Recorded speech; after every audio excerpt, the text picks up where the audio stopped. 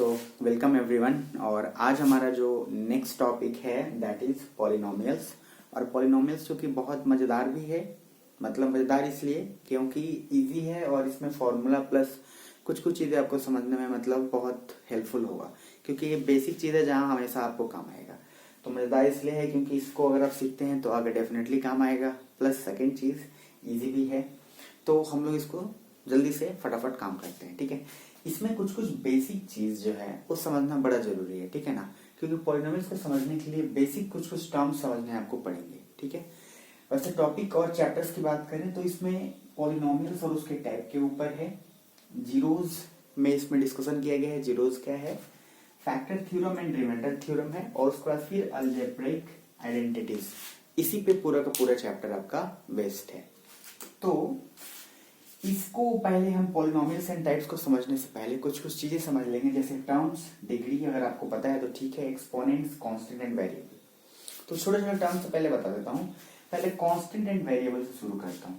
Constant number क्या होता है, जिसकी वैल्यू हमेशा सेम हो, चाहे यहाँ पे रखो चाहे चांद पे ले जाओ। जैसे मान लीजिए 1 2 3। 1 का मतलब 1 ही होता है, 1 का मतलब 2 नहीं होता है। अगर आप चांद पे जाते हो तो 1 ऐसा नहीं है कि 3 बन जाएगा, वहां 1 ही होगा। तो उसकी वैल्यू क्या है, कांस्टेंट रहती है हमेशा एक बराबर, उसकी वैल्यू में कोई चेंजेस नहीं आते। वेरिएबल क्या है, जैसे एक्स वाई जेड, पूरे के पूरे अल्फाबेट्स ए बी सी, ए से लेकर जेड तक हमने एज्यूम किया। क्यों, क्योंकि एक्स की वैल्यू किसी क्वेश्चन में आपको 1 आएगी तो किसी क्वेश्चन में 2 आ जाएगा, तो किसी में 3, कुछ में -1। क्लियर, तो इसलिए इसको बोलते हैं वेरिएबल, क्योंकि उसकी वैल्यू हमेशा चेंज करते रहती है, वेरी करते रहती है। तो वेरिएबल मतलब जिसकी वैल्यू वेरी करे, कांस्टेंट मतलब जिसकी वैल्यू कांस्टेंट हो, एक समान। क्लियर है ये। एक्सपोनेंट्स मतलब जनरली होते हैं पावर्स, जो आपका किसी भी नंबर, जैसे मान लीजिए एक्स का पावर आप बोलते हैं 5, एक्स टू दी पावर 5, तो ये आपका है एक्सपोनेंट। क्लियर, बात करते हैं डिग्री और टर्म्स की, तो इसको मैं समझाऊंगा अभी, तब आपको क्लियर पता चलेगा। पहले पॉलिनोमियल्स का एग्जैक्ट मीनिंग समझते हैं कि पॉलिनोमियल्स होता क्या है। तो पॉलिनोमियल्स का मीनिंग समझने के लिए आपको होल नंबर पता होगा। होल नंबर क्या होता है, number starts with 0 and with infinite. ठीक है ना, 0 से लेकर और आगे आप जहां चले जाएं तो पॉजिटिव की तरफ, not in terms of negative में। तो सब के सब क्या है आपके होल नंबर। नेचुरल नंबर क्या होता है, 1 से स्टार्ट होता है, उसमें अगर 0 अगर पहले ऐड कर दो तो पूरा का पूरा वहां से लेकर होल नंबर हो गया। तो पॉलिनोमियल्स का मतलब ये होता है कि किसी भी वेरिएबल के ऊपर जो एक्सपोनेंट्स है, वेरिएबल के ऊपर, वेरिएबल पता है मान लीजिए एक्स, उसके ऊपर exponent x to the power 5 अगर है, यानी कि उसके एक्सपोनेंट होल नंबर होने चाहिए, तभी वो पॉलिनोमियल कहलाएगा। अगर मान लीजिए इस केस में हम लिखते हैं एक्स टू दी पावर 1/2, 1/2 क्या है, होल नंबर नहीं है। तो होल नंबर कभी भी क्या होता है, फ्रैक्शन, और इसमें नहीं होता, तो इसलिए पॉलिनोमियल नहीं है। क्लियर, पॉलिनोमियल का सिंपल आपको समझने के लिए पहचानना है कि कौन सा पॉलिनोमियल है, तो आप उसके सिर्फ एक्सपोनेंट के ऊपर, जो आपका एक्सपोनेंट है वेरिएबल का, जैसे मान लीजिए मैंने लिखा x² + 5x + 6। ठीक है, तो अब x क्या है, वेरिएबल, इसका पावर क्या है 2, होल नंबर बिल्कुल है, तो ये बिल्कुल आपका पॉलिनोमियल है। क्लियर, अगर इसी तरीके से मैं आपको बोलूं कि x क्या पॉलिनोमियल है या नहीं, डेफिनेटली है। क्यों, क्योंकि इसके पावर अगर कुछ नहीं है तो 1 है, तो डेफिनेटली अगर मैं पूछूं कि क्या 2 पॉलिनोमियल है, तो बिल्कुल है। क्यों, क्योंकि इसके ऊपर पावर क्या है 0। ठीक है, तो अगर आप यहाँ पे पावर तो आपका 1 ही है। किसी भी कांस्टेंट नंबर के लिए अगर आप उसको करोगे तो उसका हमेशा 0, उसके ऊपर किसी भी वैल्यू 0 आता है कांस्टेंट के लिए, तो आपका 1 होगा। जैसे 0 पॉलिनोमियल की अगर बात करें तो 0 पॉलिनोमियल सिंपल क्या होता है, जिसका एक्सपोनेंट क्या हो 0, तो क्या है आपका 0 पॉलिनोमियल।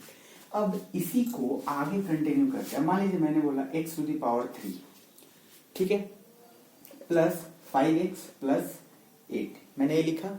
अब इसमें आप समझिएगा, वेरिएबल के ऊपर पावर होल नंबर है तो बिल्कुल पॉलिनोमियल, तो पहली बात है। इसमें टर्म्स कितने हैं देखिए, टर्म्स है एक तो x3, एक 5x, एक 8, 3 टर्म है। तो ये 3 टर्म हुए तो टर्म्स इसको बोलेंगे। अगर मान लीजिए मैंने सिर्फ लिखा x3, तो कितने टर्म हुए, 1। तो जब एक टर्म हो तो इसको बोलेंगे मोनोमियल। मोनो मतलब होता है 1। क्लियर, अगर मैं बोलूं x³ + 2, कितने टर्म है 2, एक x3 एक 2, तो ये क्या हो गए बाइनोमियल। उसी तरीके से अगर मैंने 3 यहाँ पे लिखा है example x square plus 5 3 term है तो क्या हो गया ट्राइनोमियल, और फिर सिमिलरली इसी तरीके से बढ़ता जाएगा। तो टर्म के अकॉर्डिंग पॉलिनोमियल्स के टाइप्स यहाँ पे कैटेगराइज कर दिए गए। आई थिंक क्लियर है आपको, बिल्कुल क्लियर होगा। तो इसीलिए टर्म्स पहले काउंट करिए, अगर एक ही टर्म है तो मोनोमियल, 2 है तो बाइनोमियल, 3 है तो ट्राइनोमियल। सिंपल, इसमें कोई ज्यादा टेंशन लेने वाली बात नहीं है। अब आगे बात करेंगे, टर्म्स खत्म, डिग्री की। तो डिग्री की अगर बात करें तो डिग्री में देखिए क्या होता है। अगर मैंने लिखा x cube plus x square plus 5x plus 8, इसमें टोटल कितने टर्म है? 1 2 3 4। अब 4 टर्म के बाद साइड हटाते हैं, क्वाड्रिनोमियल बोल सकते हैं इसको। अब यहाँ पे ये देखेंगे डिग्री के लिए कि जो वेरिएबल जिसका हाईएस्ट पावर, पहले तो ये चेक करेंगे कि पॉलिनोमियल है कि नहीं, तो डेफिनेटली इसका पावर एक्सपोनेंट जो है तो पॉलिनोमियल तो है। तो अब ये देखना, चेक करना है x to the power 3 highest power है ये, ठीक है। तो जो वेरिएबल्स का, यहाँ भी वेरिएबल्स, यहाँ x की पावर 3, यहाँ x का पावर क्या है 2, तो इस पर भी पावर, इस पर भी पावर, हाईएस्ट पावर क्या है 3, तो इसको बोलेंगे डिग्री। क्या हो जाएगा इसका 3। तो जिस वेरिएबल के ऊपर जो आपका हाईएस्ट पावर होगा, जो हाईएस्ट एक्सपोनेंट होगा, वही आपको बोलेंगे हम उसको डिग्री। क्लियर? तो डिग्री अब आपको आई थिंक क्लियर हो गया। सिंपल तो डिग्री, सिंपल क्या ख्याल रखना है, हाईएस्ट जो पावर है वो आपका क्या है डिग्री। कोएफिशिएंट आपको ऑलरेडी पता है, कोएफिशिएंट क्या होता है। अब मान लीजिए मैंने पूछा इसमें कि x का कोएफिशिएंट क्या है, तो x का कोएफिशिएंट क्या है 5, साइन के साथ बोलेंगे। अगर यहाँ -5x लिखूं, x का कोएफिशिएंट बोलूं तो क्या हो जाएगा -5। क्लियर? आपको क्लियर होगा। अब डिग्री जब क्लियर हो गया तो डिग्री के साथ साथ इसके ऊपर कुछ टाइप्स देख लेते हैं, ठीक है। अब मान लीजिए आपको डिग्री पता चल गया कि डिग्री होता क्या है, मुझे जानना बहुत जरूरी था। अब डिग्री के बाद यहां देखेंगे, सबसे पहले मान लीजिए यहां लिखा है x का पावर 1, या सिंपल x, तो डिग्री कितना है 1। डिग्री जब 1 हो तो इसको बोलेंगे लीनियर पॉलिनोमियल। क्या बोलेंगे? लीनियर पॉलिनोमियल, ठीक है। जैसे मैं बोलता x प्लस 2, तो क्या है लीनियर पॉलिनोमियल। अगर x स्क्वायर प्लस 3, तो डिग्री यहां पे कितना है 2, तो ये क्या हो जाएगा आपका क्वाड्रेटिक पॉलिनोमियल। आया समझ में? तो इस ढंग से डिग्री के अलग यहाँ पे बढ़ जाते हैं आपके टाइप्स, और टर्म्स के ऊपर अलग बढ़ जाते हैं। बस आपको ये ध्यान रखना है कि डिग्री जो है आपका, वो अगर 2 है तब क्वाड्रेटिक होगा, डिग्री अगर 1 है तो लीनियर पॉलिनोमियल होगा। टर्म्स के अकॉर्डिंग बात करें तो x टू दी पावर मैंने सिर्फ क्या x प्लस 2 लिखा है, तो टर्म्स कितने, इसमें भी 2, इसमें भी 2, ये भी बाइनोमियल है, ये भी बाइनोमियल है। क्लियर? लेकिन डिग्री के ऊपर दोनों का क्या है, लीनियर पॉलिनोमियल है और ये क्वाड्रेटिक पॉलिनोमियल। ओके, इसी तरीके से क्यूबिक भी हो जाएगा। क्यूबिक में क्या हो जाएगा, सिंपल, उसका डिग्री क्या होगा 3, x to the power 3 plus x square plus 5x plus 6। अब ये क्या हो गया, इसका हाईएस्ट डिग्री क्या है 3, तो डिग्री 3, तो क्या हो जाएगा क्यूबिक पॉलिनोमियल। क्लियर है? इसमें कोई प्रॉब्लम नहीं है। चलिए अब थोड़ा सा आगे बढ़ते हैं जीरोस की तरफ, ठीक है। सिंपल, इसमें आपको ऑलरेडी पता है ये चीज। जीरोस, देखिए जीरोस का जनरली मीनिंग अगर बात करें तो जीरोस मतलब होता है फैक्टर। फैक्टर कैसे? जैसे मान लीजिए मैंने बोला x इज इक्वल टू, कोई एक इक्वेशन दिया मैंने, x प्लस 1 इक्वल टू 0, ठीक है, या x प्लस 1 इक्वल टू 0। यहाँ पे x की वैल्यू है -1 मान लीजिए। अब जो वैल्यू आ रही है उसको आपको इक्वेशन में डाल के देखना है कि दोनों तरफ 0 हो रहा है कि नहीं। मतलब अगर उस चीज का फैक्टर है तो डेफिनेटली वो सेटिस्फाई करेगा। तो -1 डालते हैं x की जगह पे, -1 प्लस 1, तो क्या हो गया 0, उधर भी क्या हो गया 0। तो जीरोस का मीनिंग ये होता है कि आप पहले फैक्टर निकालो। जैसे किसी भी इक्वेशन का आपने फैक्टर निकाला, मान लीजिए कोई इक्वेशन सॉल्व किया, एक्स स्क्वायर प्लस 3 बराबर 0, यहाँ से x की वैल्यू आपको मान लीजिए 2 आई, क्योंकि पावर अगर जितना एक्सपोनेंट रहेगा ना उतना ही वैल्यूज आएगी। अगर एक्सपोनेंट का पावर 1 है तो एक ही वैल्यू आएगी x की, अगर एक्सपोनेंट का पावर 2 है तो 2 वैल्यू, अगर x टू दी पावर 3 है तो 3 वैल्यूज आपको मिलेंगे, दिमाग में रख लीजिएगा, ठीक है। x प्लस 3 है तो यहाँ पे आपको अगर वैल्यूज आए तो मान लीजिए आपका वैल्यू है एक आया प्लस -3, मतलब एक आया प्लस 3, एक आया -3।